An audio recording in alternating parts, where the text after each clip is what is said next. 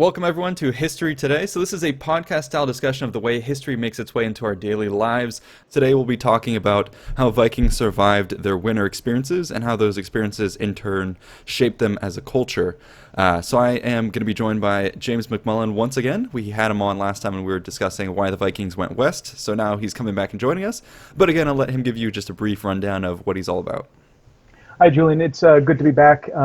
So just so everybody has an idea of what my background is, I'm a museologist with a master's degree in medieval Icelandic studies as well.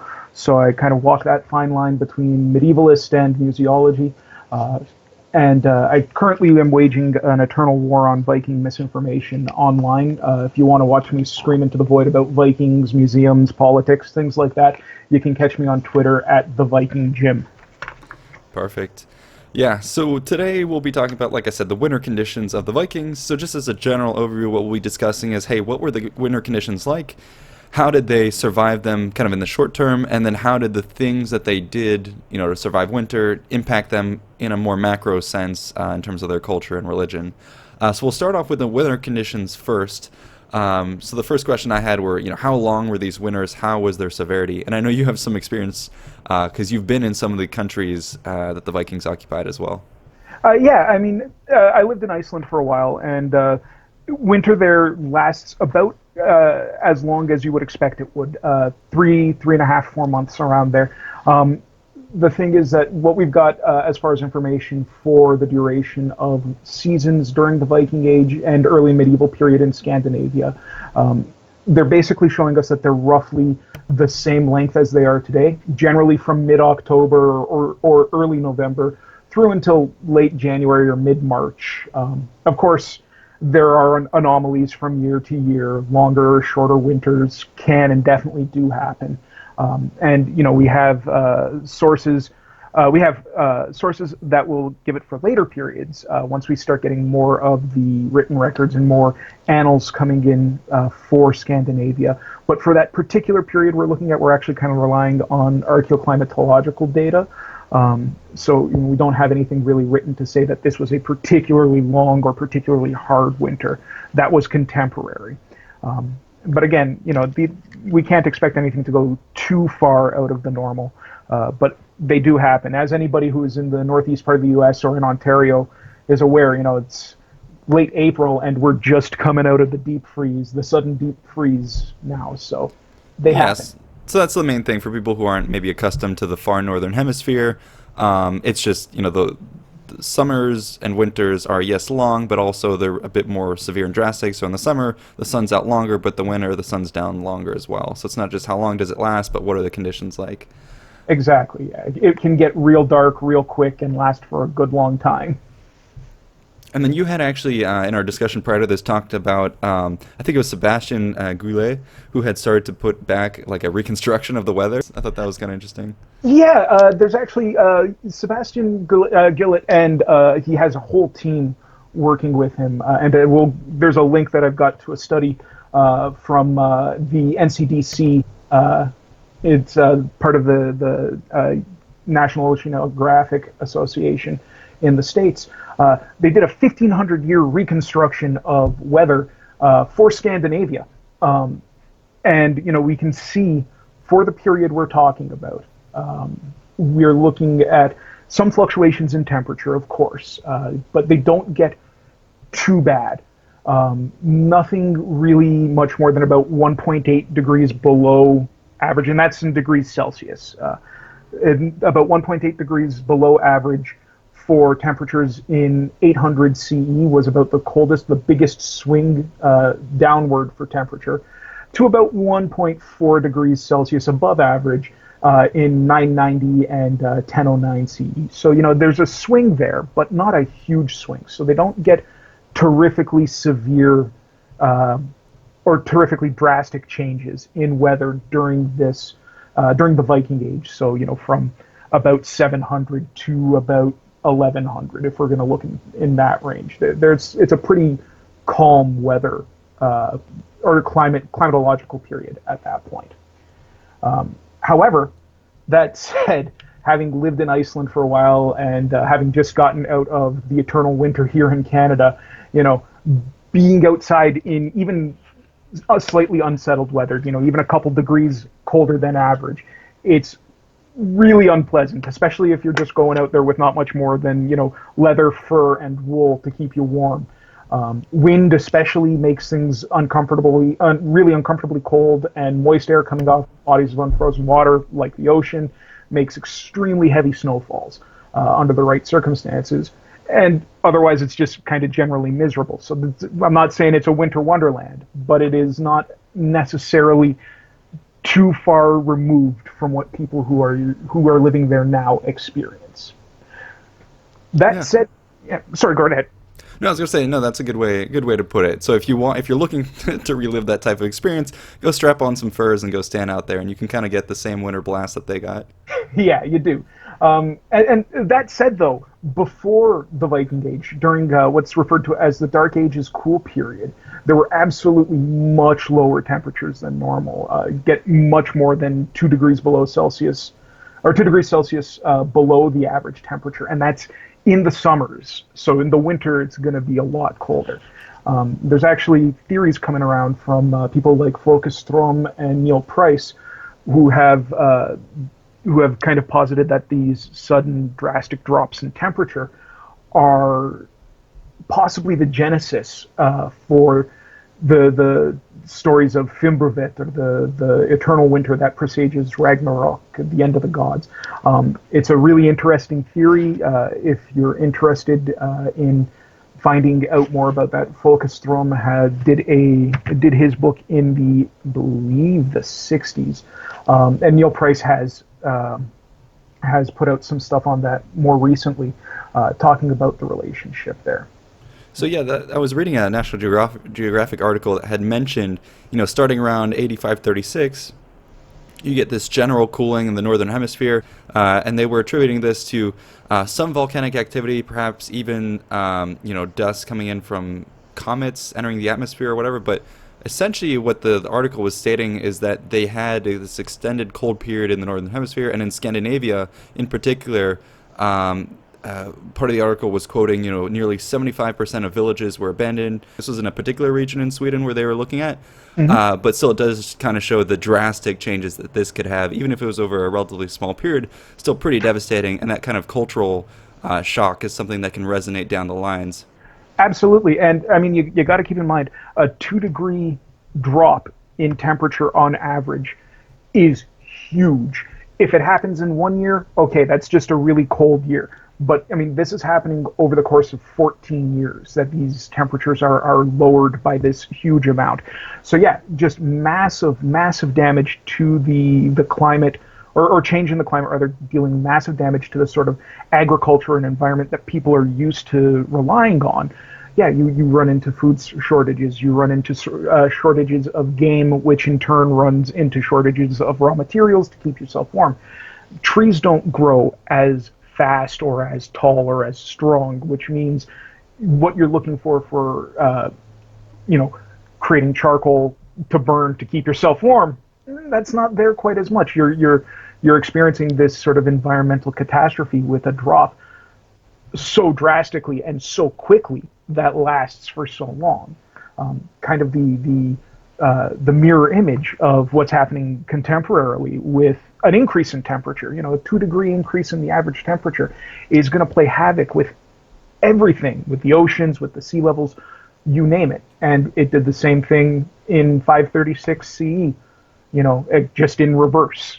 People are freezing to death at that point, and people abandon outlying settlements or small villages just because there's simply not enough stuff to keep them alive out there. Yeah, and I can just imagine kind of what that period would have been like. For some reason, I'm thinking like Game of Thrones, where you talk about them like winter is coming, and in the early seasons they're talking about, oh, you weren't around in the last winter, we never saw daylight. So you can kind of imagine a similar scenario taking place with these old Scandinavians talking about this time period to their children and their descendants and stuff.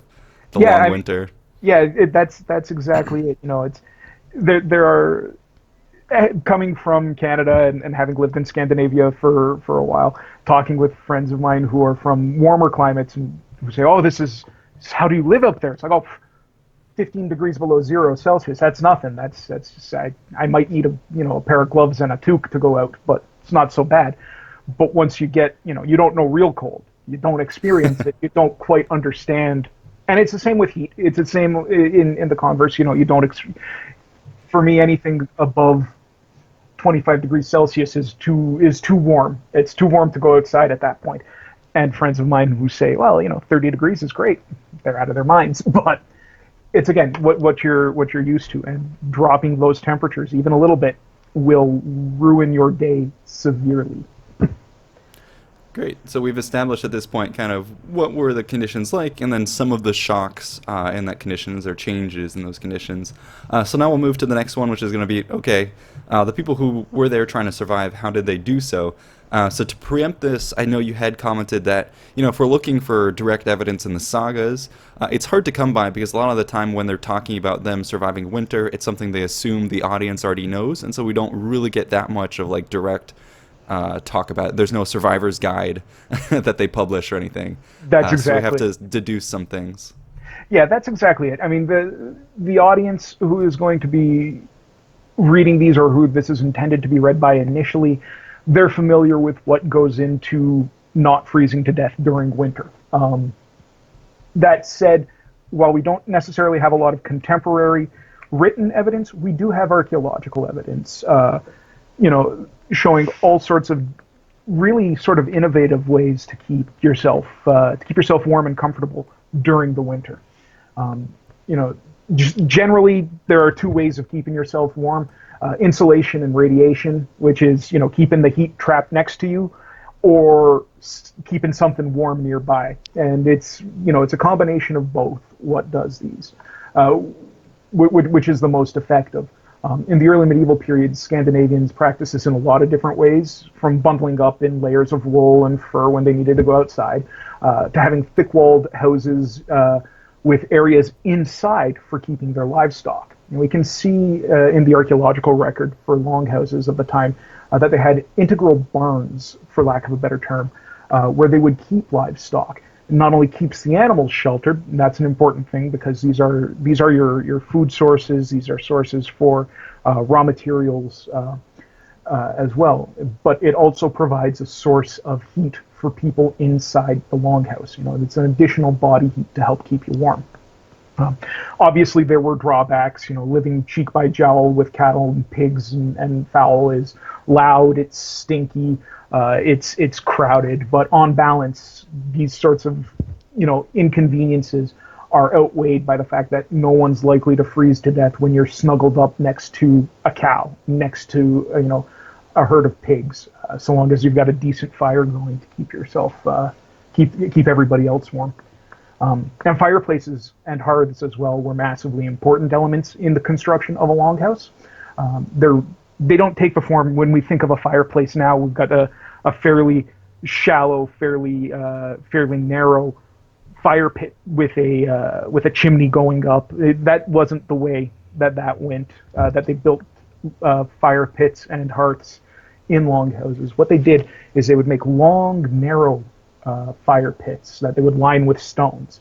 That would allow the heat to be distributed across the entirety of the longhouse, and those stones would absorb the heat and help radiate out heat that way. Ventilation gaps in roofs would be there to help let out some of the smoke. There was no central chimney or anything like that to pull the hot air and smoke into a central point out the top of the roof. So they had holes basically put into the roofs to let some of the smoke out, but they weren't 100% effective. We know from descriptions of longhouses in sagas that soot would accumulate pretty quickly in the rafters during the winter. It would not be the most pleasant of places for us to imagine staying in during the winter, but it beats the alternative by a long shot. Mm-hmm.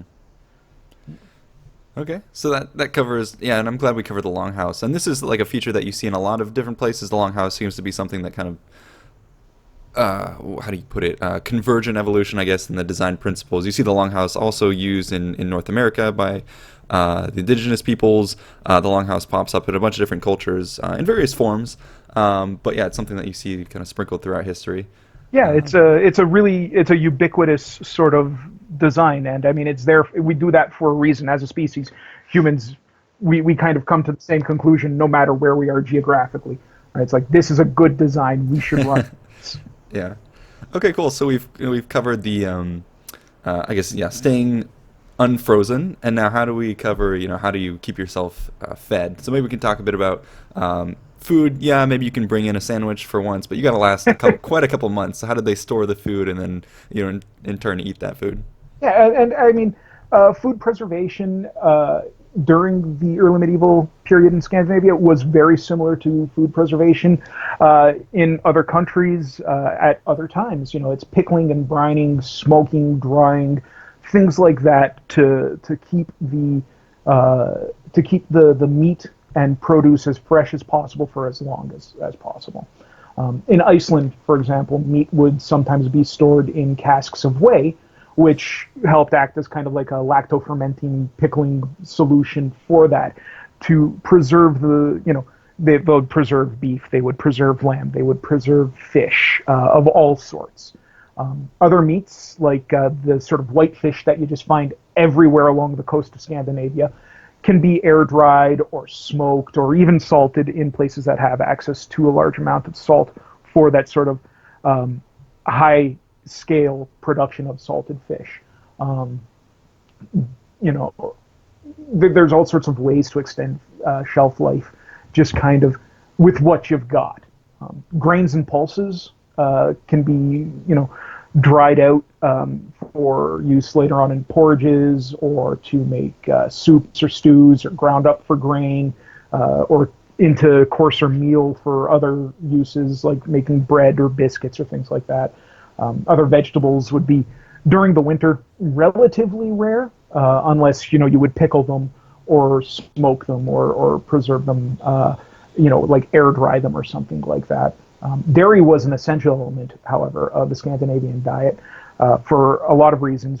We know now that dairy is really high in vitamin D, and one of the best ways to get vitamin D outside of dairy is by being outside in the sun. And when the sun doesn't come up for 3 months of the year, that gets a little tough. But dairy is a really good supplement for that. And so we have records in the sagas where butter and milk and whey and cheese and skyr, which is kind of like a soft cheese. It's like that sort of weird middle ground between a thick yogurt and a soft cheese that was used in Iceland especially.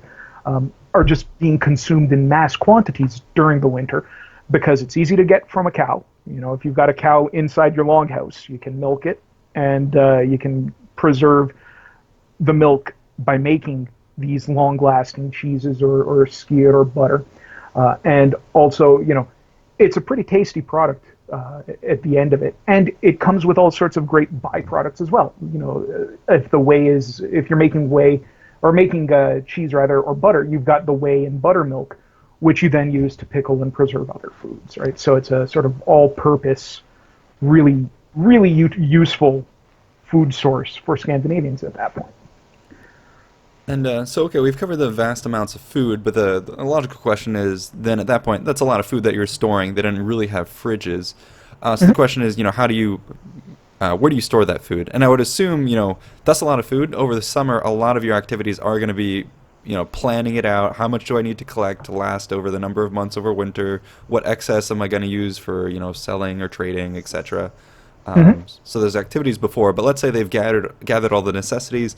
Do they have a specific food silo, or do they just keep it all in their homes and a storage area?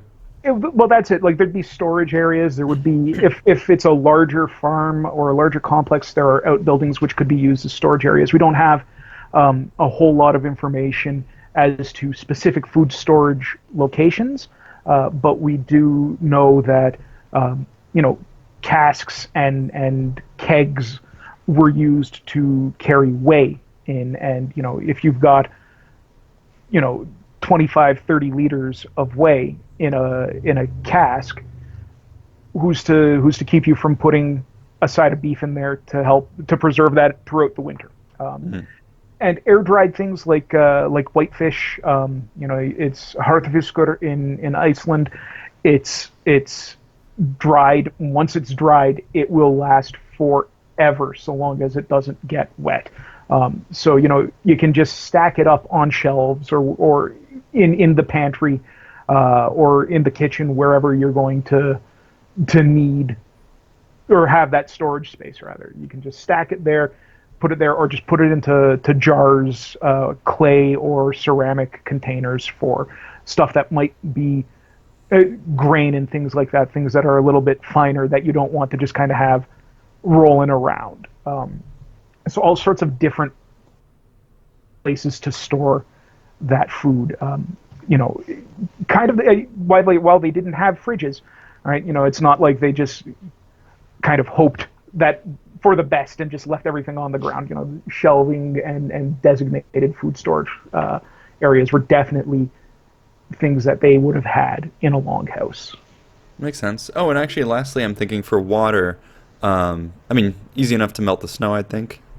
Yeah, I mean, snow melt is definitely a thing. I mean, when you're situating your farm, you want to be near a source of running water. You want to be near a river, someplace where you can go and get, draw water, whether it's from the river or if you've dug a well, right? Or if you've got something that you can draw water from.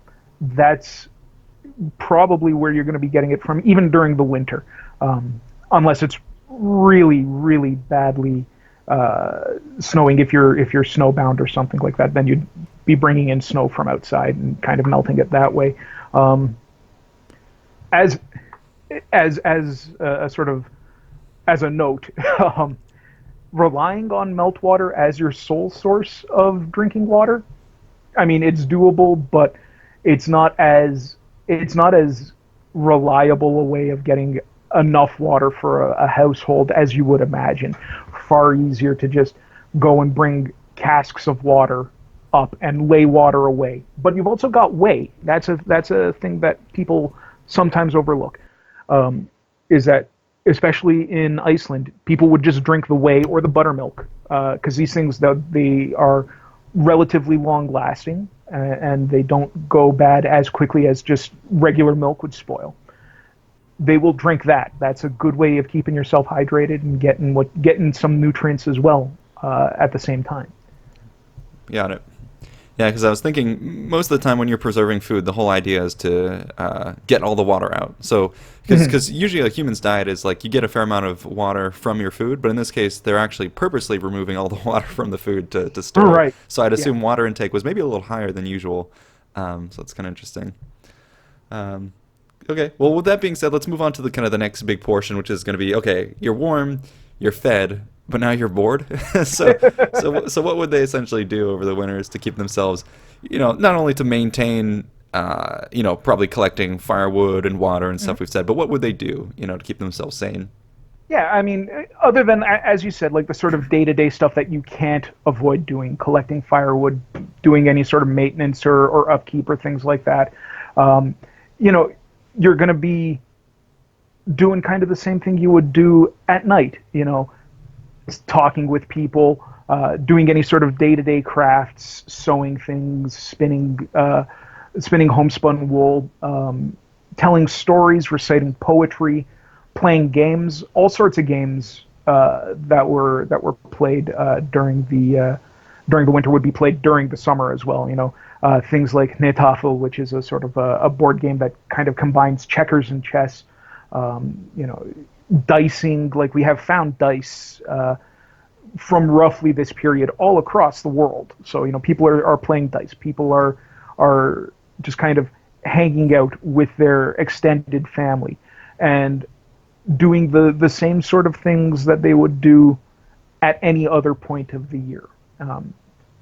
And they had ways to get around as well. Snowshoes. I don't know if they had skis at this point, but yeah, they could still travel pretty well. Yeah, skiing is actually that's one of the oldest methods of transport that we know of from Scandinavia. Skiing goes back thousands of years up in that part of the world. So they had plenty of ways to get around. Not necessarily snowshoes, but skis for sure. And also, I mean, while when you read in the sagas. My personal favorite is an episode from Gisla Saga where he describes where it's described, going from one farm to the next in winter, and it's this epic journey that it seems to drag on for days and days because the sun doesn't come up. The actual distance is maybe 1.5 kilometers, and it probably in the winter takes about 2 hours to walk there, maybe 3 if it's really badly snowed in. But you're not always going to be bound to the house or to the farm area itself. You can travel. It's just one of those things that if you have to travel, or if you don't have to travel, you don't. Just because it is exceptionally unpleasant to travel long distances without a whole lot of, especially compared to modern day, without a whole lot of warming stuff to keep you warm. Right. And another thing to draw parallels to modern day, when I was doing research for kind of the Viking military and their training, part of the thing that I found is that in their youth, they would use snowball fights, I think, as training. Yeah, I mean, apparently for their military. So they would build like little fortresses, and then different teams would spend time attacking each other. Maybe they might have a shield to like protect themselves from incoming fire. So snowball fights, very much a thing of the past. And it's always funny to think of like modern, children playing snowball fights, but you have Viking kids also having snowball fights as well. Oh yeah, absolutely. I mean, sports and things like that. You can play anything in the snow. All right, there's no real restriction on a lot of ball games and wrestling and things like that. And snowball fights absolutely would be a thing. I can't think of even people who've never seen snow in their life. Right? You put them out in southern Ontario in February, and there's a big pile of snow. The very first thing the kids will do will pick it up and throw it at each other, right? So I mean, we've been doing that forever. So yeah, snowball fights, building little snow forts, things like that. I can't see that not happening. Yeah. And then another important thing as well, because in the previous episode we talked about the Vikings kind of more doing the thing they're known for, which is raiding and trading. And the winter months, I think, were somewhat integrated in this, where if they were planning a campaign, they would spend the winter months in some ways preparing the tools and equipment, and especially the longship sails as well. Yeah, and I mean that's it. At that point where all of the farming is done, where all of the really hard work of the late spring, summer, and early autumn is finished, that's when you can start working on other things. You can start working on if you're not a dedicated sailmaker, you can start work on your sails. You can start work on other projects that you might not have had the time to devote all of your energies to during farming season. Yeah. And this is also kind of a bit of an aside, but I've been playing the game Northgard as well, where you do actually end up kind of using this where during the summertime you're spending a lot of your time farming, being very productive, building up your food storage, and in the winter months that's where you transition your economy over into production mode, because you'll have all the food. Even if you try and produce food, you're not going to be very efficient at it, so now you kind of switch over to more production focused. So it was cool to see kind of those parallels.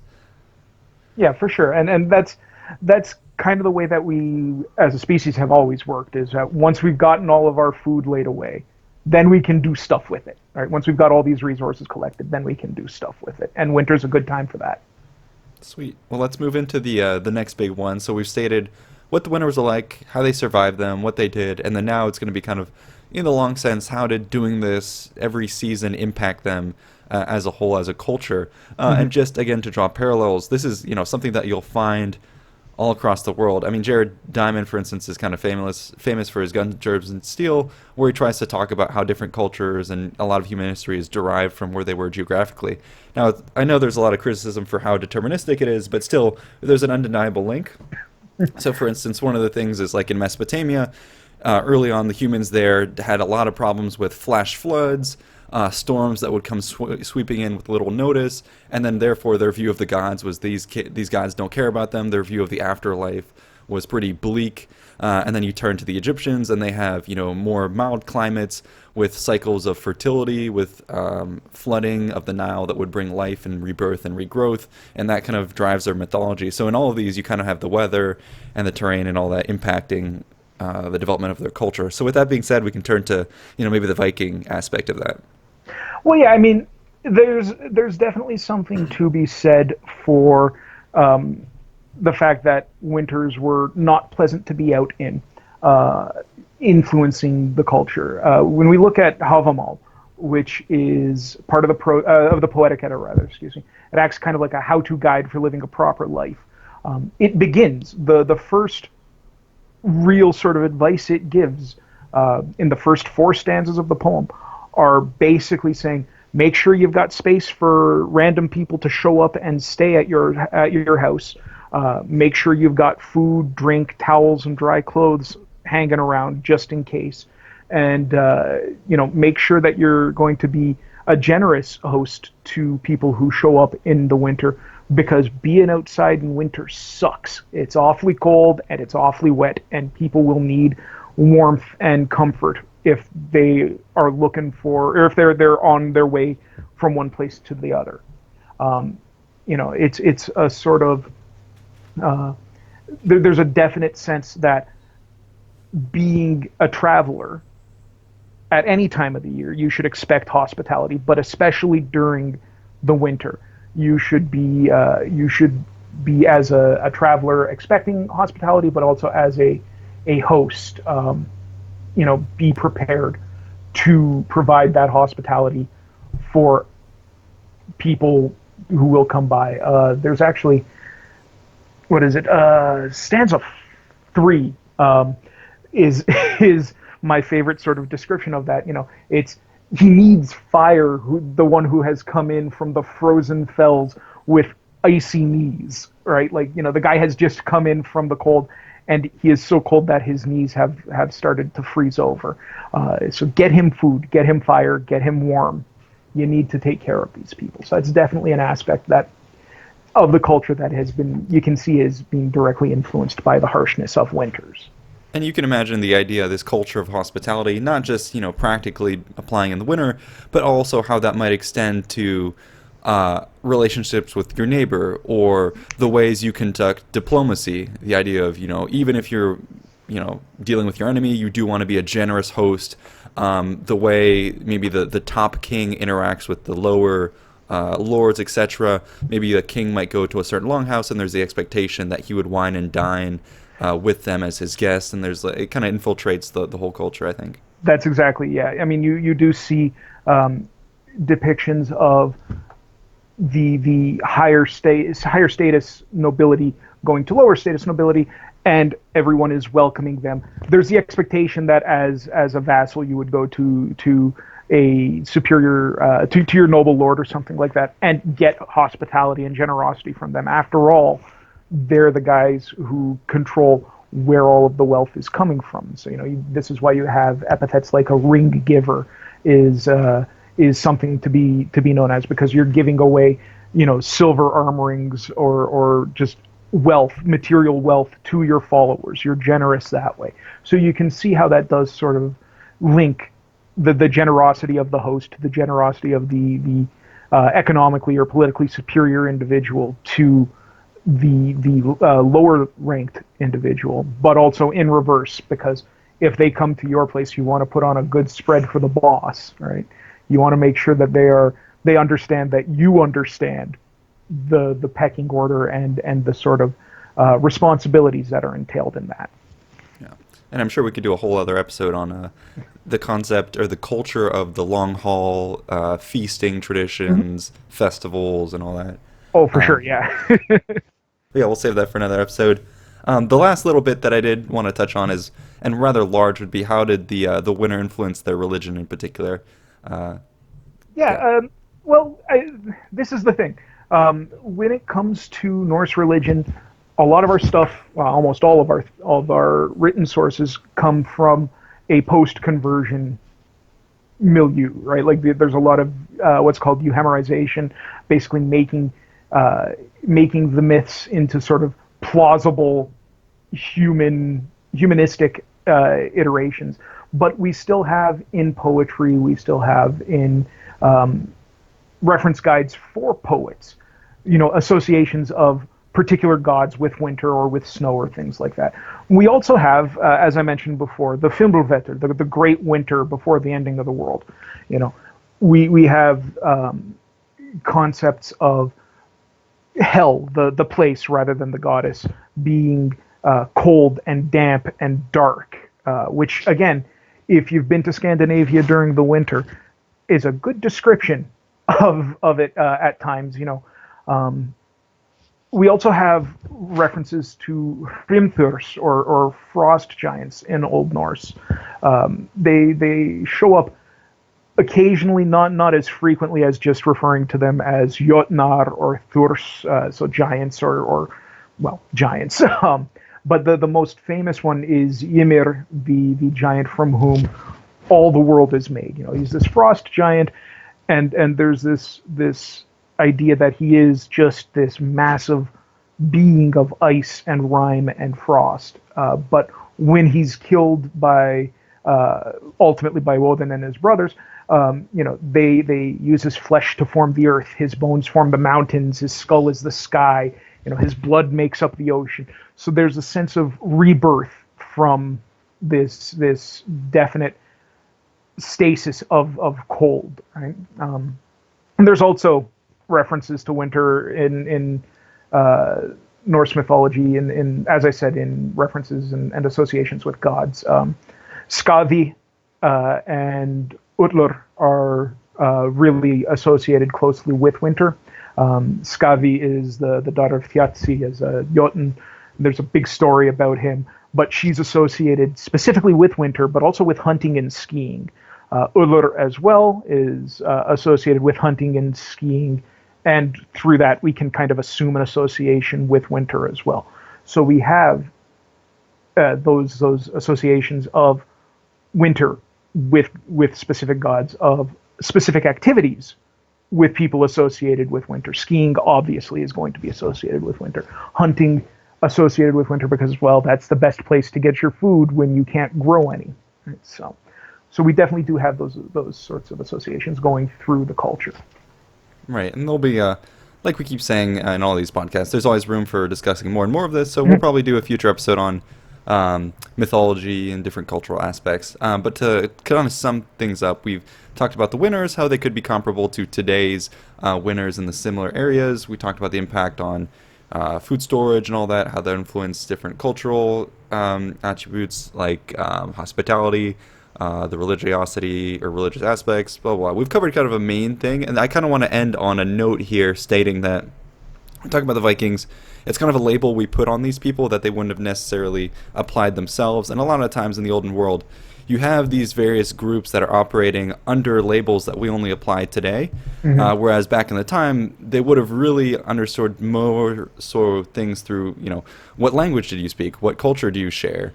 And so this culture, this shared thread of the shared winter experience, the shared culture coming from that winter is really one of the things that did define kind of these Scandinavian cultures. So it's really important to kind of understand this and understand how it really impacted not only their daily lives, but associations with others.